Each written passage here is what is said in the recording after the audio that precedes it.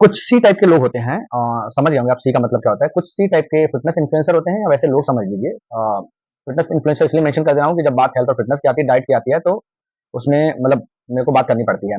तो कुछ सी टाइप के लोग होते हैं जिनको लगता है कि दुनिया में जितनी भी हिंसा हो रही है जानवरों को लेके, वो सारी हिंसा ये जिम जाने वाले लड़के लड़कियों की प्रोटीन की पूर्ति के लिए हो रही है।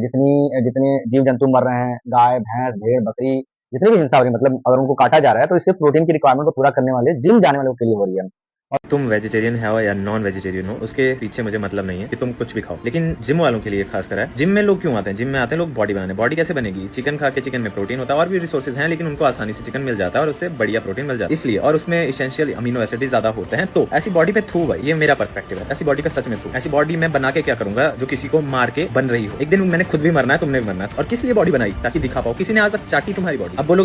तो वो अपने वीडियो में कह रहा है कि भाई तुम वेजिटेरियन हो या नॉन वेजिटेरियन हो, मुझे फर्क नहीं पड़ता, लेकिन बातें सारी जो नॉन वेज खाने वाले लोग हैं उन्हीं के इर्द गिर्द सारी करता है। फिर इसका दूसरा पॉइंट है कि कह रहा है कि भाई तुम जिम क्यों जाते हो, तुमको बॉडी बनानी है। तो भाई तेरी जानकारी के लिए बता दूं, जिम में लोग सिर्फ बॉडी बनाने नहीं जाते, बॉडी बनाने वाले भी जाते हैं, ये बात तेरी सही है। लेकिन बहुत से लोग अपने हेल्थ और फिटनेस को मेंटेन करने के लिए जाते हैं, कुछ नहीं करना होता है। उनका लाइफ स्मूथ चलता रहे, डाइजेस्टिव सिस्टम अच्छा रहे, नींद अच्छी आए, मेंटल स्ट्रेस कम हो जाए, इसलिए भी लोग जिम जाते हैं। क्रिकेटर हो गए, फुटबॉलर हो गए, टेनिस प्लेयर हो गए, वो अपने परफॉर्मेंस को इंप्रूव करने के लिए भी जिम जाते हैं।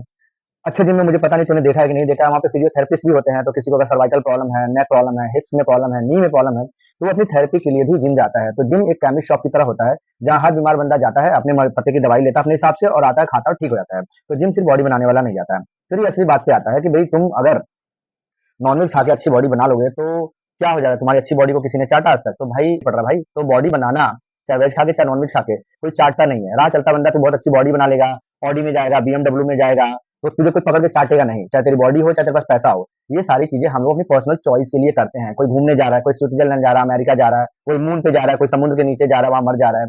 तो लोग अपनी खुशी के लिए, पर्सनल सेटिस्फेक्शन के लिए चीजें करते हैं। तो जो बॉडी बना रहे हैं लड़के लड़कियां, हम जैसे लोग, तो वो इसलिए नहीं बना रहे हैं कि हम राह चले तो लड़कियां आके हमको पकड़ के चूमने लगे, चाटने लगे, चालो लाइन लगा के शादी करने के लिए तैयार हो, इसलिए नहीं बॉडी कोई बनाता है भाई।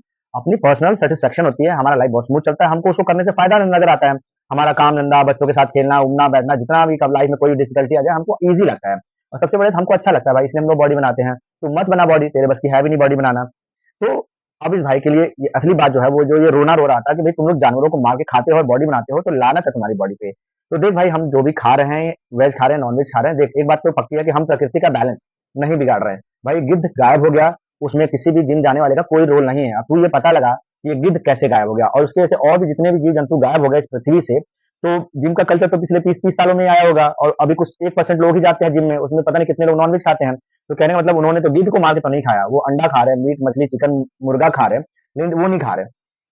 तो प्रकृति का बैलेंस बिगाड़ने में हमारा कोई रोल नहीं है। अब एक चीज और तेरे लिए छोड़ के जा रहा हूँ इस भाई के लिए, तू ये पता लगा 25 लाख टन गायें हर साल इंडिया में कटती हैं, गाय कटती हैं, और वो गाय पता लगा कहाँ जाता है, किसके लिए जाता है, और उस पे